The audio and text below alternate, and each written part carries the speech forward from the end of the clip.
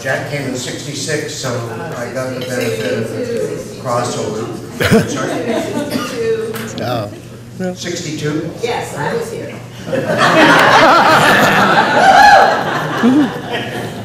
I promised, Peter. That Jack came in '62? Yes. Okay, I had that wrong. But anyway, I was in the transition between Rod Alexander and Jack and watched that whole program grow. I majored in economics and dramatic art. And I don't know if the tradition continues, but when we graduated, Jack gave all of the senior drama majors this St. Genesius. I still have mine. Wow. In fact, I have it in a jewel box that my grandmother gave me when I came to Whitman, because we used to wear ties then, and cufflinks and things like that, so we did that. But so my wife Robin and I, we do some artist books and creative books, and actually this medal is part of one I'm working on now called Amulets from my jewel box, and I have a picture with her writing about that. So I need my glasses to do it. Can you talk a little louder as well? Okay. Thank you. Closer to the microphone. I should know that, right? Anyway, a St. Genesis medal in a plastic box with a green foam bottom cushion turned to dust was a 1967 graduation gift from Jack Freimann, head of the Whitman College Theater Department. Somewhere along the line, I placed 2 of my baby teeth in the box alongside the patron saint of actors. I have no amulet from the econ department.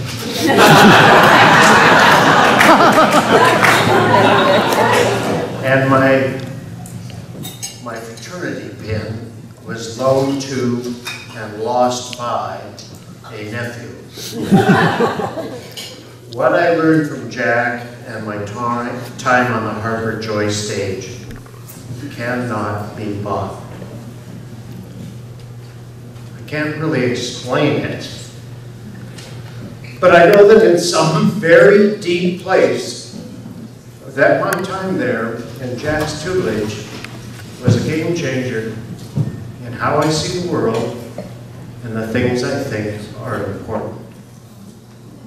No one person has shaped me more, and I am grateful.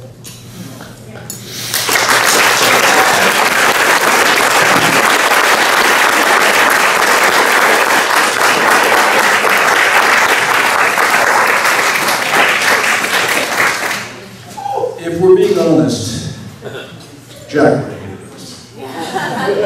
Jack would have come in and said, "How many balloons did you use? Why are there so many pictures of me in the slideshow?" This weekend is about us, and it is about, as everyone has been saying this weekend, and it has been so comforting to hear, is how we all have that incredible connection with this one man, and to know that this one man holds this incredible place in our hearts. Like when I got the news that Jack died, there was a Facebook post and there was a Facebook stream of messages, and then all these people just started, just kept coming, and our 8-year-old son, and he has a hard time seeing me cry, which, being a drama major, I have an easy time crying. And he didn't quite understand it. And I said, it's possible to have an incredible reach in your life. It's possible to make a difference in people's lives in a major, major way. And so we're here. This weekend is about us because this man helped nudge us, or sometimes kick us in the butt, to find our path. For me, it was my last one of my last classes of advanced acting, and I finished the scene, and Jack said, "Oh, Tracy, I loved it. You were charming and funny. It's too bad I didn't understand a single word you were saying." It's called diction. Try it. So Jack also, while I knew that theater wasn't maybe going to be my long-term thing, Jack also gave me an opportunity with Julie Badnays to make the very first commercial for Harvard. And that aired locally here, and I would pay so much money to have that video. I think I taped the Seahawks game over it or something. Yeah, so it kills me, but it set me on my true path, and so I just want to just raise a toast to Jack that this weekend he is here, but he's indulging us. So here's to Jack.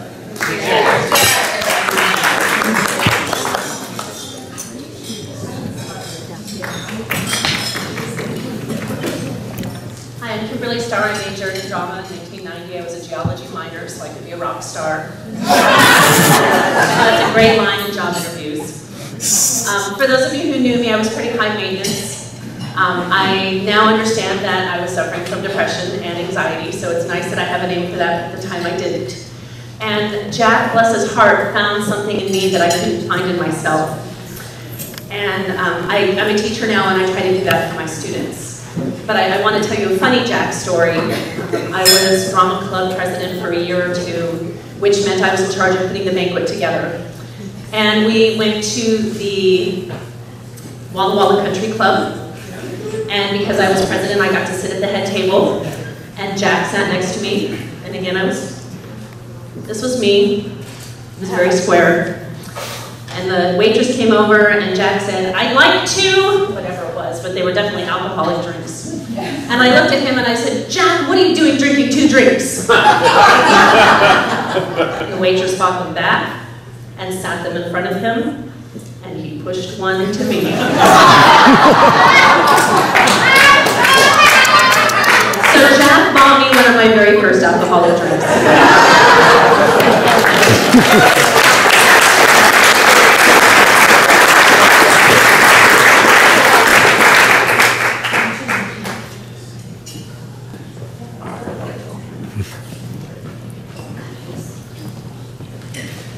Elaborate and I'll talk.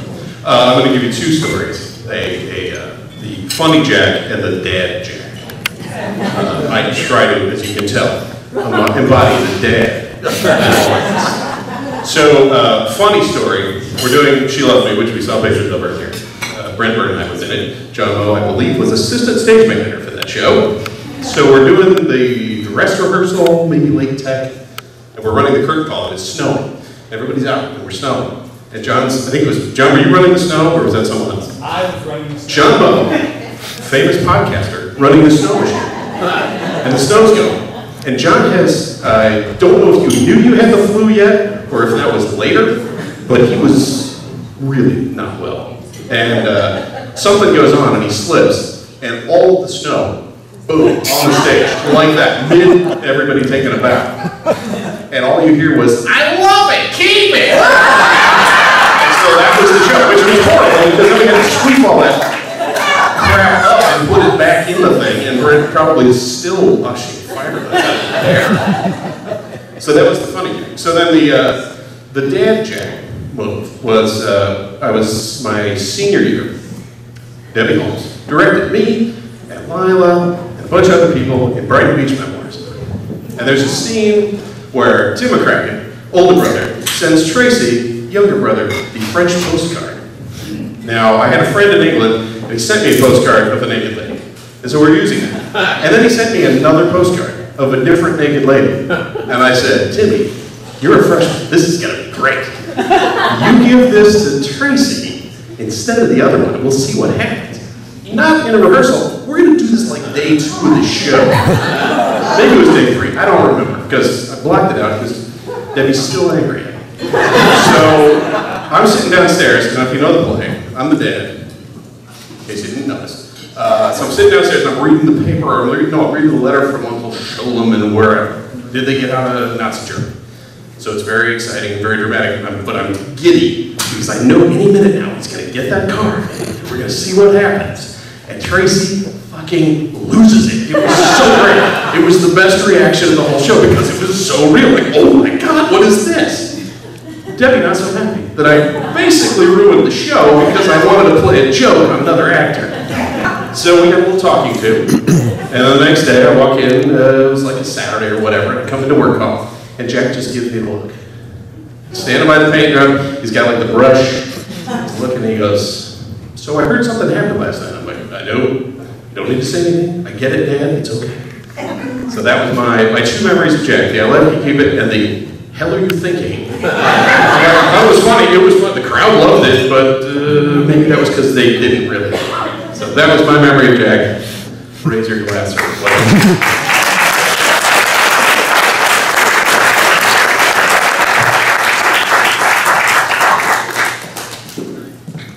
Being Jack's favorite, I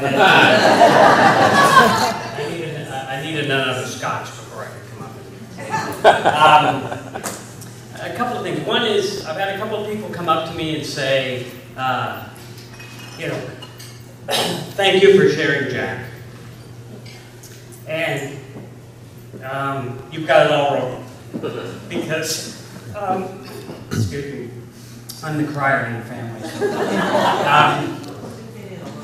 I have to thank you, because without a doubt Jack's loved was you. We were second.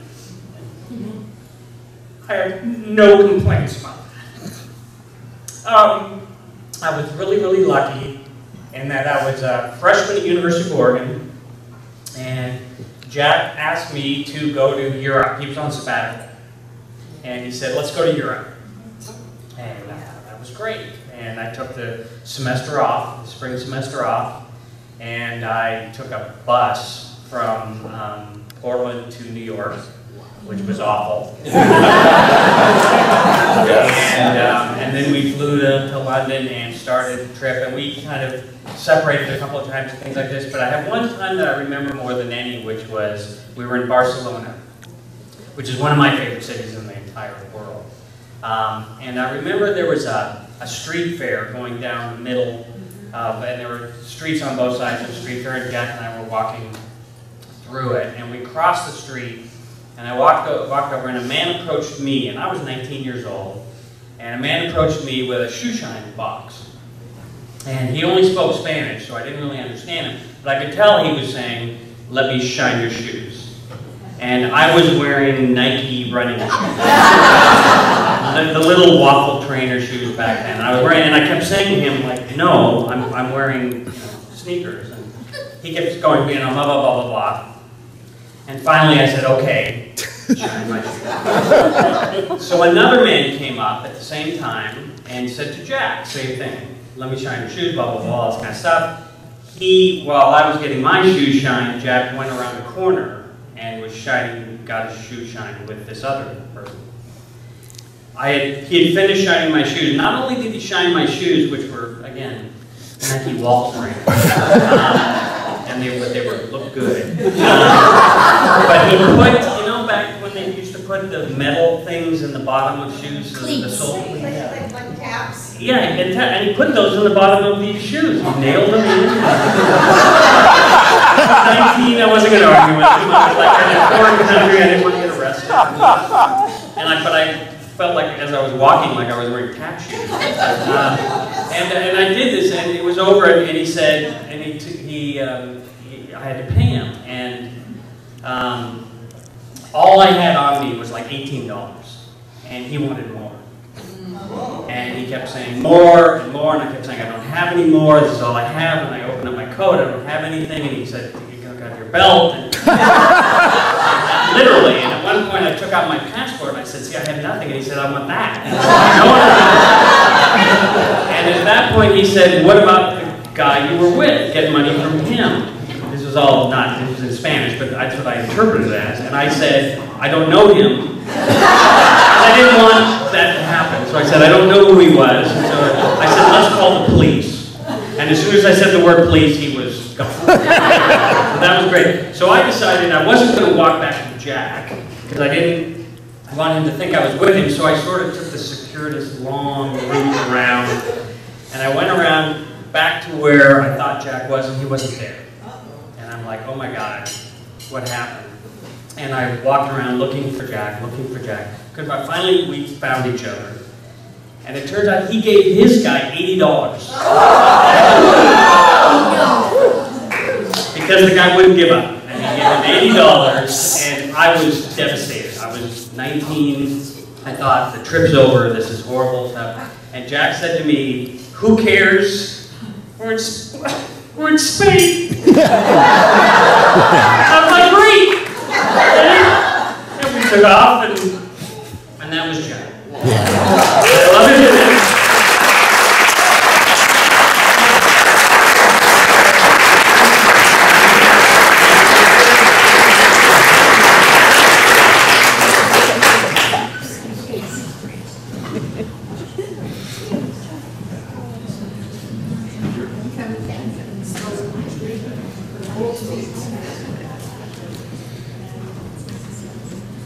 Okay, you've heard my story about the fiberglass. There are myriad stories. It started out, I really did predate Jack. Arlene Dumont was the TD when I came in January of 1960. I've always been a little off. Bill Douglas was TD 1 year, and then Jack came, and everybody said, we have a new TD, and he's from New York. And then somebody said, but he's from Yakima. Somewhere along the way, we found out that he was from Yakima.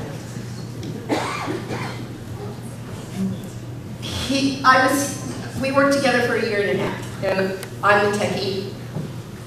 I belonged in the basement. I could sew, so, you know, there I was. But it was what he gave me. One of the things that I did do, he had the first set design class, and there were 5 of us in this class. I don't know how he managed that, but he did. Nancy, Simon, and I don't remember who the other 3 were at this time. I think maybe Kathy Fultz, but I'm not sure. Years and years and years later, 1991, and I have been teaching for all those years. Special ed and elementary school, and working, luckily at one point, working at the Long Beach Press Telegram as a production artist. I was an art major, not a theater major. And living in Edmonds, Washington. And finding this little theater, but not earning a lot of money, so, oh, if I go work and volunteer, I can get in for free and see shows for free. So, first show that I worked on was All My Sons in the winter of '92. And I walked in and I'm not sure who to talk to because these people have been doing this for a lot of years. And the set really looks good, except there was, to me, something missing. And I sat in the theater and I looked, and the guy who's the set designer, whom I admire very much, came out and said, what do you think? And I said, something's missing. And then I thought of Jack. And what he said was, where does the light come from? And I said, I looked at Hawk and I said, okay, where's the light coming from? And he thought about it a minute and he showed me and I said, we need some shadows. And that's the thing that I remember about Jack's magic on his sets was he always knew where to put the shadows. Yeah. That little detail was so important. Yeah. And ever since, every time I write a bio, I put in, thank you, Jack. And now I'm going to have to find another way to write that. But it's still going to be there. Thank you, Jack.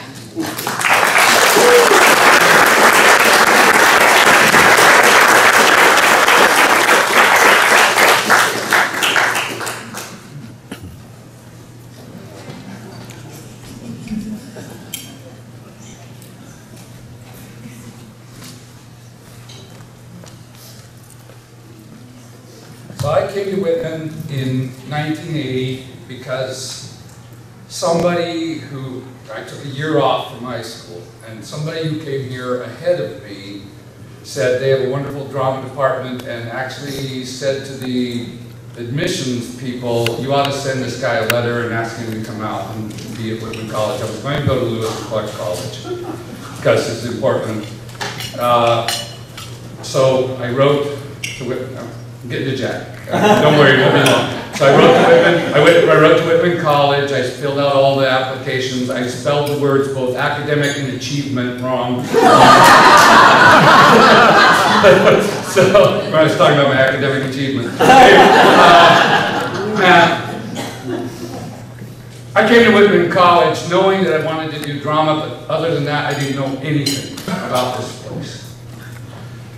But the first day I got here, went to Anderson Hall because that's where they told me to go, and then I went exploring. And I found a wooden building.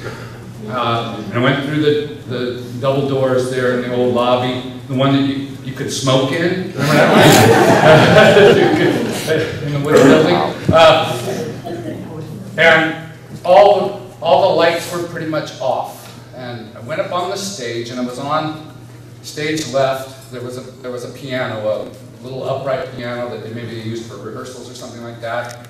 And there in the dark, I'm playing the piano on the side stage, and a loading door behind me that opens into the. Now we've got a shop back there, but there was a loading door that came out of the. It goes, and this light comes, flooding through, and a little man hops up up on the. And he's there, and I'm there's light on me, and I'm exposed. And he says to me, "How did you get in here?"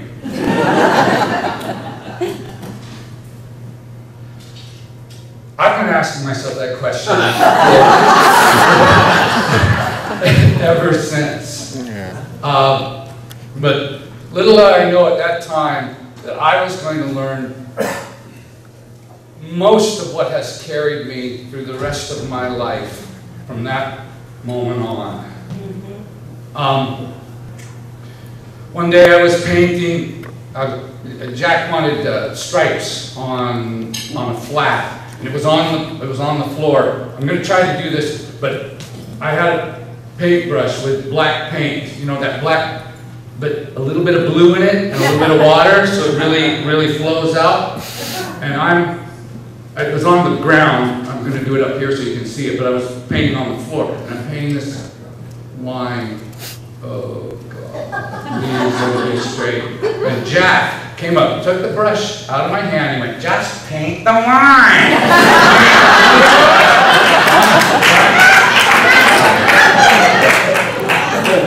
Another thing Jack taught me, I was terrible at breaking character and cracking myself up on stage. And so I heard this a lot. Well, I heard, "Concentrate, Kevin," but it became, "God damn it, Kevin, concentrate!" And I made a mistake one day of going, "Jack, you obviously don't understand how funny I am."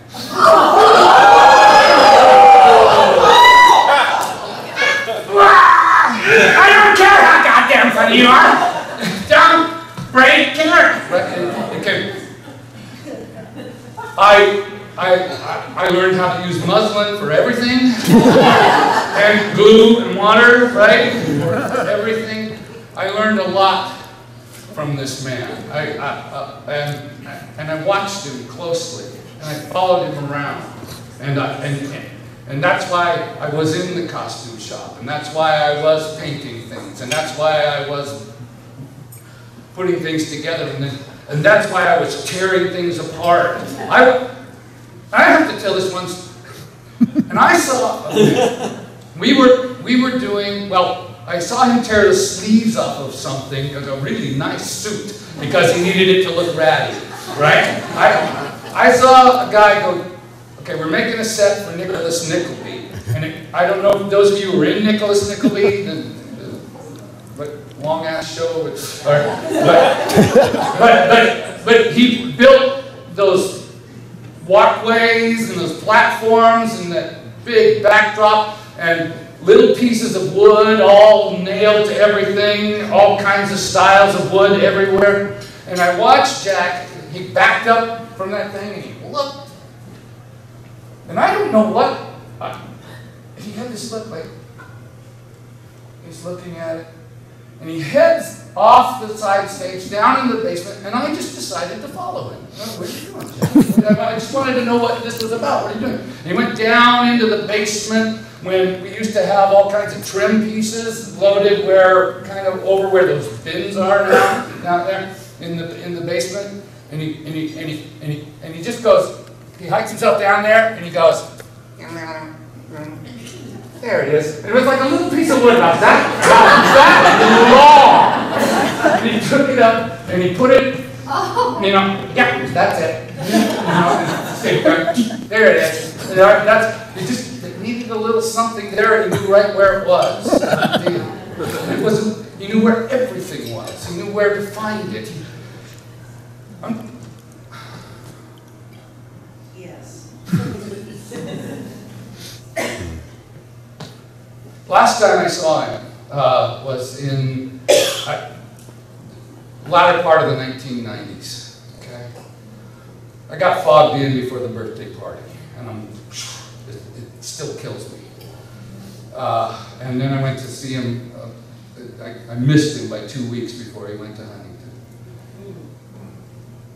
But the last time I saw him, it was summer, and Debbie, he was helping you out with the Columbine players at that time, and he was all alone in the theater late at night with muslin and glue.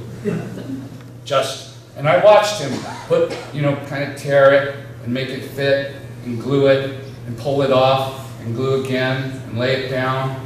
Pull it off and glue it down until it looked just right. And all the time, just talking to me. Just working and talking and working and talking. About 2 years ago, I was at the community college. I teach theater arts. And I was on a ladder at 2 in the morning, up in the corner of a set that we were doing there, trying to make a Dutchman lay down. Pulling it off. Pulling it off, laying it down. Pulling it off, laying it down. And I said to myself, Jack, how did you get in here?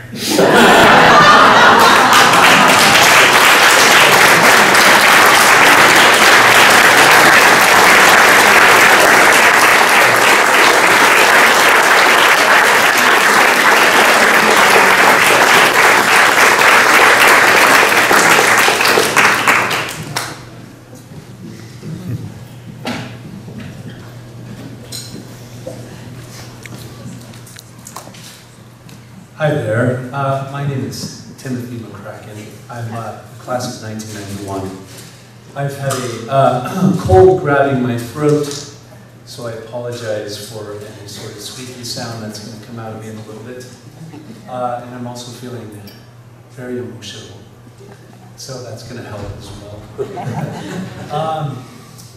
I've thought about so many things as I've listened to the marvelous stories over the last couple. As Tracy said, after Jack passed, reading the extraordinary number of marvelous things that people had to say about Jack on social media. And it's one of those moments that makes you really appreciate social media, frankly. Because it gives us that opportunity to celebrate the life of such an amazing human being that has so profoundly affected all of us. And echoing the sentiments of what so many people have spoken tonight, I think about Jack every day, honestly. And not only since he passed, but I generally would think about Jack almost every single day as I was doing something in the world of theater. And his profound impact on the work that I have had the glorious opportunity to do as an actor and as a teacher and as a director is something that I can't put into words. When I read those things,